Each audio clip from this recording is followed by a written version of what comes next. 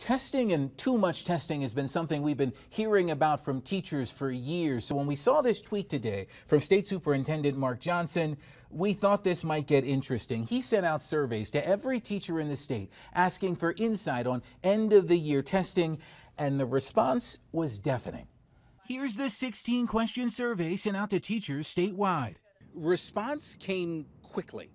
It was our most quickly responded to survey that we've sent out to teachers. Since the survey went out at noon, over 15,000 teachers responded to the Department of Public Instruction. We've been sending out surveys on things like, would you like to carry a firearm in your classroom? Some hot button issues. When should school start? But this is the highest response rate that we've seen.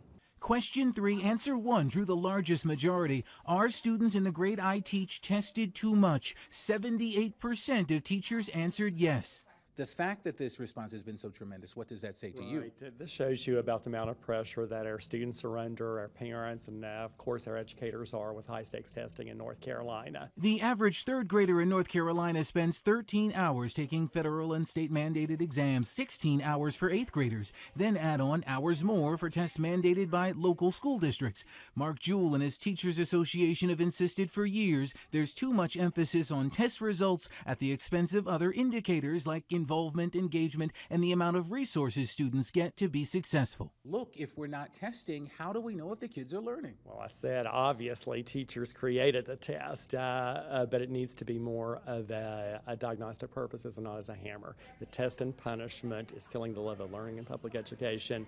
You have empirical evidence here that teachers in North Carolina believe there's too much testing. What changes? Well, this is information that we can use to talk to policymakers, to talk to local school districts, superintendents and school boards, and we've got to do something about this. So Superintendent Johnson and DPI pledging to spend the summer focusing hard on this. Can some of these tests be combined? Can others be scrapped altogether? In the newsroom, Joel Brown, ABC 11 Eyewitness News.